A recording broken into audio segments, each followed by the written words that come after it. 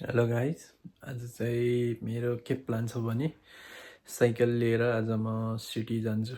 हजुर, यो चाहिँ मेरो फर्स्ट टाइम हो। अलिकति लामो राइड। यहाँ लामो चाहिँ कसरी भने नि, यहाँबाट जाने एराउन्ड 25 किलोमिटर जस्तो छ सिटी। युजल चाहिँ मैले 20 किलोमिटरको चाहिँ नि होल रन चाहिँ गरिरहेको। जाने नि 25, आउन 25, एराउन्ड 50 किलोमिटरको छ। लेट्स सी, हेरौँ। अब हामी हाम्रो गियर प्रिपेयर गरौँ है त, के म चाहिँ अब सिटी जान के लैजान्छु भनेर।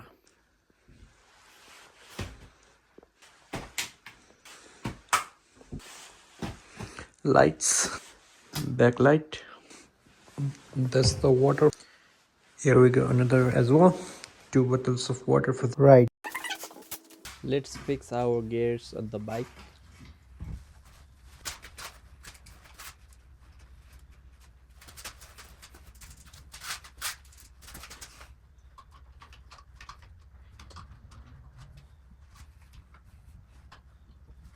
Light for the safety.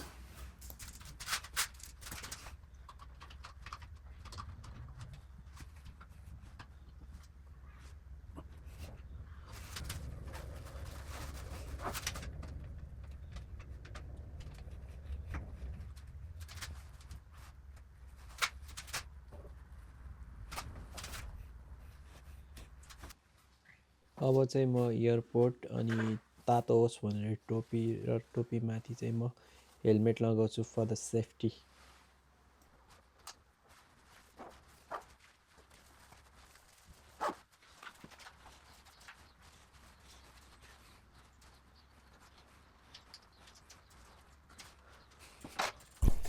It's time to start our ride. See you guys.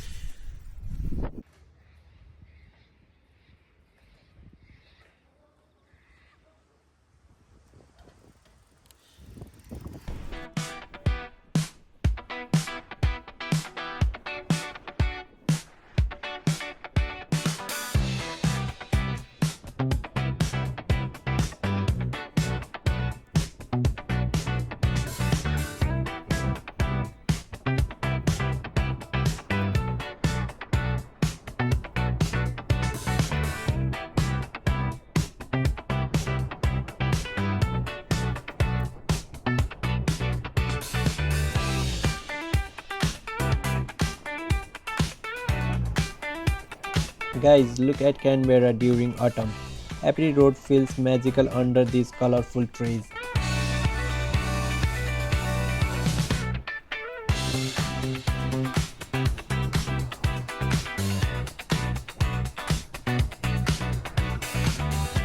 Right now I am riding on a William Hobble Drive. This is the road where kangaroo accidents happen the most at night. But this road is beautiful at daylight time.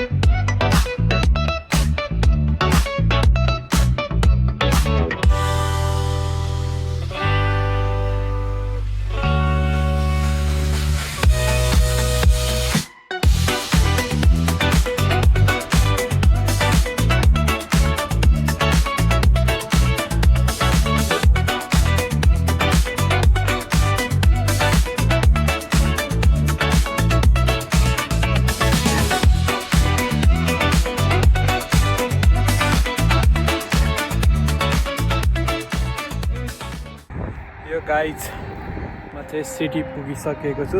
म जहाँ जान्छु भनेर चाहिँ destination चाहिँ नि यो ठ्याक्कै फुलको पारी हो। तर अनफर्चुनेटली प्रब्लम के भइदियो भने आउँदा आउँदा मेरो टायर गयो, अब पङ्चर भयो। बिजोक भयो गाइज, बिजोक।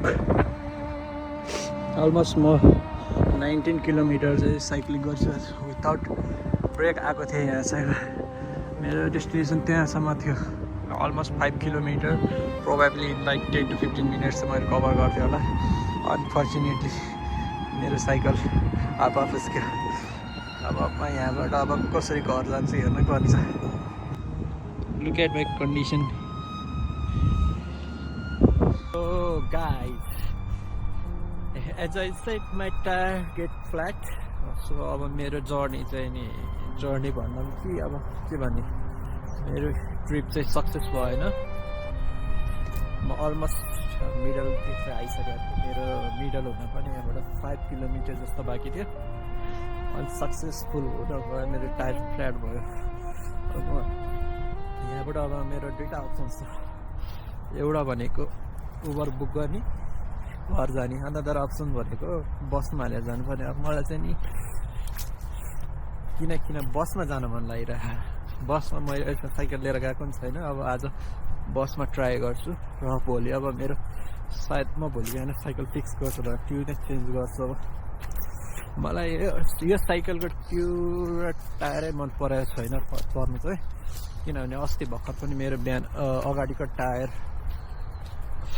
कति 5वटा ठाउँमा काँडा थियो अस्ति पनि यस्तै साइकल चलाउँदा बट त्यो चाहिँ घर नजिकै थियो घरतिरै थियो भनेर त कस्तो थियो भने साइकल चलाएर घर आउँदाखेरि चाहिँ नि राखेँ भोलिपल्ट हेर्दाखेरि मेरो साइकलको अगाडिको फ्रन्ट टायरमा चाहिँ नि 5वटा काँडा भेटेको थिएँ र अहिले चाहिँ नि साइकल चलाउँदा चाहिँ मलाई हल्का लिचिक फिल हुन थाल्यो यसो हेरेको पछाडि हावा कम भइरहेको रहेछ so it's better to stop एउटा सानो काँडा थियो तर पम्चर त टाल्न सकिन्छ बरु म पम्चर टाल्नुभन्दा पनि बरु ट्युब नै फेर्छु अलिकति बलियो हुन्छ किनभने यसमा भएको ट्युब चाहिँ नि अलिकति पातलो छ भेट्छ तर साइकल किन्दाखेरि चाहिँ भनेको थियो यो चाहिँ नि अलिकति ट्रायलहरू गर्न हुन्छ ट्युब टायरहरू राम्रो छ रिभ्यू पनि त्यस्तो लेखेको थियो तर मैले भेटिनँ प्रोबेबली म यो साइकलको बोथ ट्युब र टायरै चेन्ज गर्छु होला म ट्युबलेस राख्छु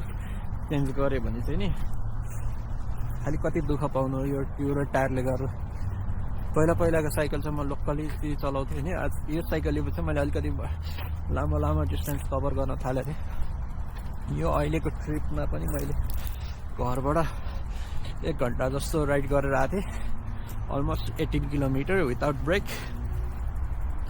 मैले सोचेको थिएँ घरबाट आउन चाहिँ अलिकति सजिलै हुन्छ होला सिटी भनेर किनभने मैले घरबाट आउँदा खालि ओह्रालो मात्र सम्झिन्थेँ बट कस्तो रहेछ भने हामी गाडीमा हिँड्दाखेरि चाहिँ त्यस्तो फिल नहुने रहेछ साइकलमा हुँदा चाहिँ उकालो छ कि ओह्रालो छ चाहिँ बल्ल थाहा हुँदो रहेछ रियल्ली 1-2 ठाउँमा चाहिँ ओह्रालो छ ओह्रालो फेरि हल्का नथाहा पाउने तरिकाले उकालो हुँदो रहेछ त्यसरी नै जाँदो रहेछ अब चाहिँ म बिस्तारै अब बस स्टपतिर जान्छु आई अपडेट दिस वान मलाई यो ट्रिप चाहिँ गर्न मन थियो सकेन अब बिस्तारै अब साइकल लिएर बस स्टपमा जान्छु बस स्टपबाट घर जान्छु